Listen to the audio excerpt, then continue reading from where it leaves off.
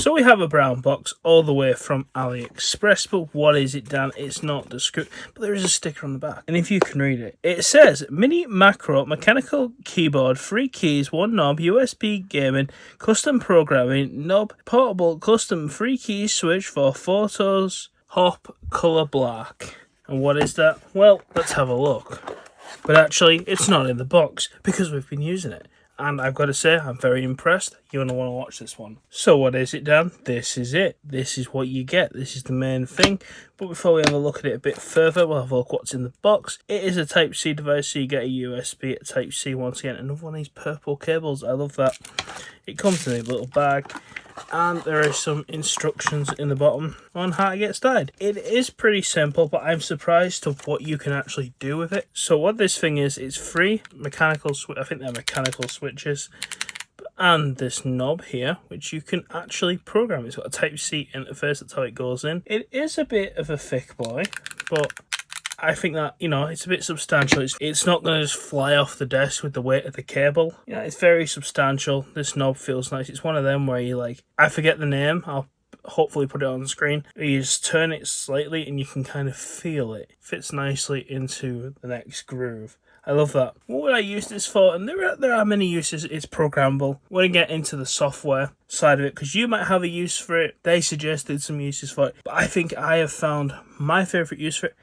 And it's multimedia controls. And I'll explain more as I go along because this thing, once it's set up, works on everything from your like Windows computer, your MacBook, your like your iPad, iPhone. It even works on the Amazon Fire TV. Because for what it is a keyboard, but it's programmable and it's very neat and compact. But enough talking about it. Let's get into the software side. Let's see what you can actually do with it. Let me show you what I've been raving about. So here we are. We're looking at the computer here. So this is the Panasonic FGZ1. It runs Windows 10 Pro. The video is not actually about this. If you want to watch the video about this in the future, hit subscribe because it's coming up soon. But either way, this has got Windows 10 Pro on it. It's got the software in it. We have our little device plugged in currently, and we'll show you, you know, what you get and how it all works. So in the box, in the instructions, there's a QR code. You scan the QR code, or you can just follow the link, and you'll get to download this application. It's called Mini Keyboard. Now, this is the software, you know, that you're greeted with, and there's a few different things going on here. So this software,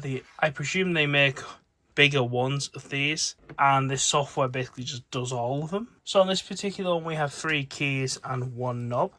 So we have key 1, 2, 3, and we have K1 and K1 left, center, and right. So what you do is you select a key that you want. So let's say we want key 1. We select that one. It's red. Then we've got a few different things we can do. We can bind it up, with different parts of the keyboard. So let's say you wanted to do copy. You could click here. You'd press Control, and then you would press C, and then you would hit download. And that would put that control onto that device. That would assign this key 1, and it would do Control C. So that's how you would add up some macros and stuff and make this keyboard a bit more useful. But what I found useful is the multimedia keys. So we have a few different things, like I say, all your normal keys are here, Windows keys there. Caps lock, numbers, function keys, anything that you might want to bind together. Control, Shift, Alt keys, different things here. We also have our symbol keys and a few different shortcuts on there that you might want to use. Also have multimedia. So you see there we have a few different multimedia songs, and these multimedia commands are universal across devices. Like I said, you can use this thing on so many different devices. But that's an option.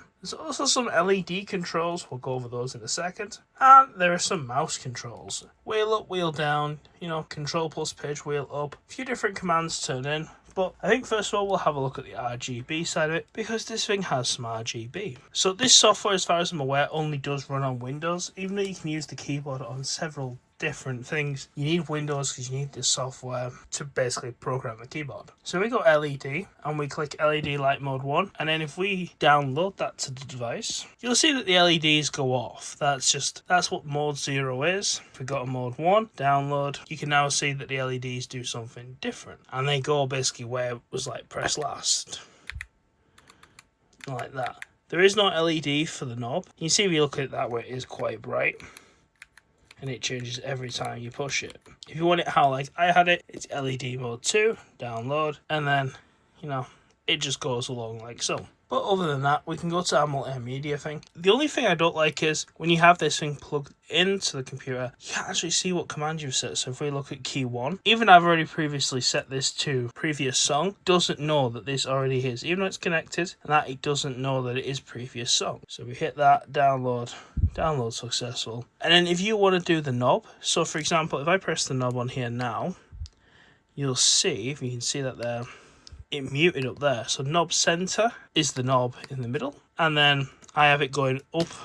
I have knob left for volume down. So you might be able to see, I'm going to see if I can, so you might be able to see it down here now. So volume left goes knob down, and volume right is volume up. And that's basically how you program it. And once it's done, it's done. But yeah, once it's programmed and everything's downloaded, it's basically ready to go. And you'll be saying, Dan, you know, do you have to be in the application to use it, or does it just work anywhere? So I currently have Spotify open. It is currently playing something, but if we say hit our next track button, you're going to see that the song changes.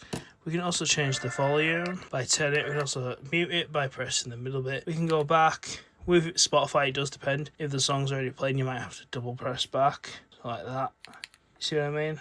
And the middle one's play pause. And I think, you know, that's pretty good. If your keyboard doesn't have multimedia controls for whatever reason, or you just want standalone multimedia controls, you know, stick it somewhere else, you know, out of the other side, maybe by your mouse, maybe you're playing a game or something, you want some music, this is perfect. I really do like this. You know, it works with anything that accepts these controls, so even YouTube. So here we are on YouTube, and the controls still apply. You know, we can turn the volume up and down. We can play pause, and if we're in a playlist, we can use the backwards and forwards controls, you know, to go backwards and forwards through the videos, which I think is, you know, it's pretty good. What I'd like to do with this is you know, basically just use it for multimedia controls. Some people do use it for things like video editing. I've seen, I think in the product photos, like mentions Premiere and like DaVinci Resolve. Personally, it's not really for me. I don't know if I'd use it for that.